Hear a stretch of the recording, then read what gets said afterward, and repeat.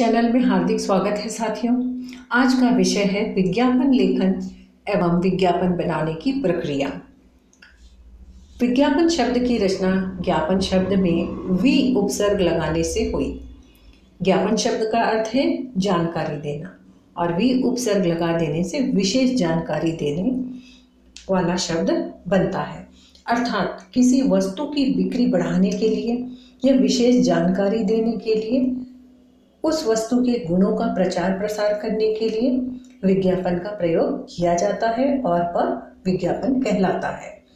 विज्ञापन का उद्देश्य होता है उत्पादक द्वारा अपनी वस्तुएं खरीदने के लिए लोगों को आकर्षित और लालायित करना तथा उन्हें बेचकर मुनाफा कमाना। आज जिधर देखो विज्ञापन किसी न किसी वस्तु का गुणगान करते नजर आते हैं या कहें कि अपनी वस्तुओं की खूबियां बताते रहते हैं। विज्ञापन दृश्य और मौखिक संदेशों के माध्यम से उत्पाद या सेवाएं खरीदने के लिए आम व्यक्ति को सूचना देने अथवा प्रभावित करने के साधन है। किसी वस्तु अथवा सेवा का विज्ञापन संभावित खरीदारों के मस्तिष्क में जागरूकता लाने के लिए किया जाता है और कई बार तो हम भी महसूस करते हैं कि विज्ञापन इतने प्रभावी होते हैं कि हमें उस वस्तु की ज़रूरत न होते हुए भी उसे खरीदना आवश्यक लगने लगता है। विज्ञापन के लिए आमतौर पर प्रयुक्त किए जाने वाले कुछ साधन इस प्रकार होते हैं: दूरदर्शन, रेडियो, वेबसाइट, समाचार पत्र, पत्रिकाएं, बिलबोर्ड्स, होर्डिंग्स आदि। आर्थिक उदारीकरण तथा बदल रही सामाजिक प्रवृत्तियों के परिणाम स्वरूप विज्ञापन उद्योग ने पिछले दशक में तीव्र गति से तेजी पकड़ी है। विज्ञापन संचार माध्यम का एक साधन है।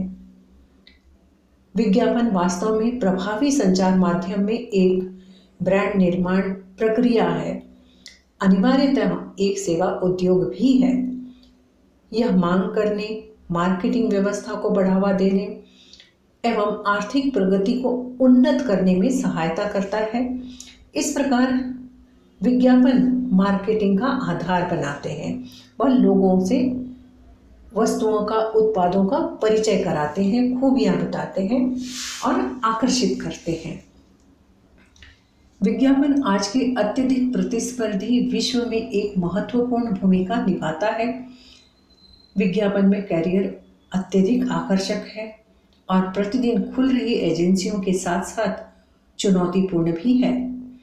चाहे कोई ब्रांड, कंपनी, प्रसिद्ध हस्ती, स्वयंसेवी संस्था अथवा धार्मिक संगठन हो, ये सभी अपने ग्राहकों को, अपने कस्टमर्स को, श्रोताओं को आकर्षित करने के लिए या संबंध स्थापित करने के लिए किसी न किसी विज्ञापन का सहारा लेते हैं। विज्ञापन के क्षेत्र में वेतन का ढांचा भी बहुत आकर्षक है। बहुत अच्छे वेतन मिलते हैं, आकर्षक वेतन मिलते हैं, बहुत सारे पर्क मिलते हैं। लेकिन जहाँ पर इस तरह के ऊंचे वेतन मिलते हैं, पर्क्स मिलते हैं, वहाँ पर जिम्मेदारी भी उतनी ही अधिक होती है और उतने ही अधिक स्किल होने की ज़रूरत होती है। और इसमें सबसे अधिक महत्वपूर्ण जो स्किल है वो है रचनात्मकता और सृजनशीलता।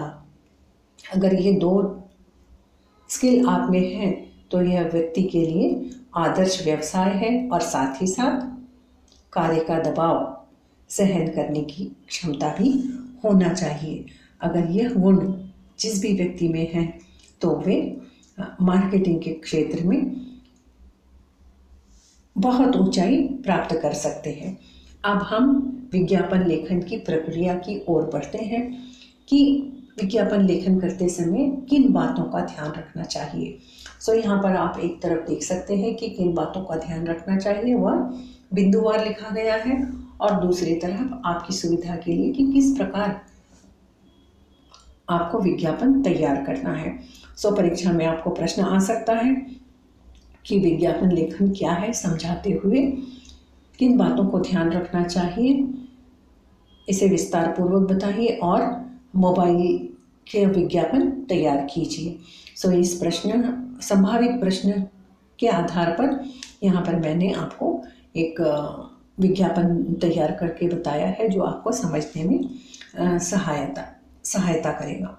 सो इस प्रकार आपको एक स्क्वायर बना लेना है और एक आउटलाइन ड्रॉ कर लेना है और अपनी कल्पना अनुसार किसी मोबाइल कंपनी का नाम रखना है जो सबसे ऊपर आएगा, उसे कंपनी का ब्रांड के रूप में आप लिखेंगे। उसके बाद हम देखेंगे कि एक टैगलाइन आई है जो कंपनी और कंपनी के प्रोडक्ट के बीच में एक ब्रिज का काम करेंगे, कस्टमर्स को जोड़ने का काम करेंगे।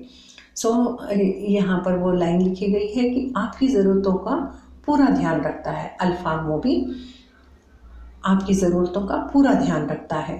किस प्रकार रखता है? एक शक्तिमान फ़ोन लेकर।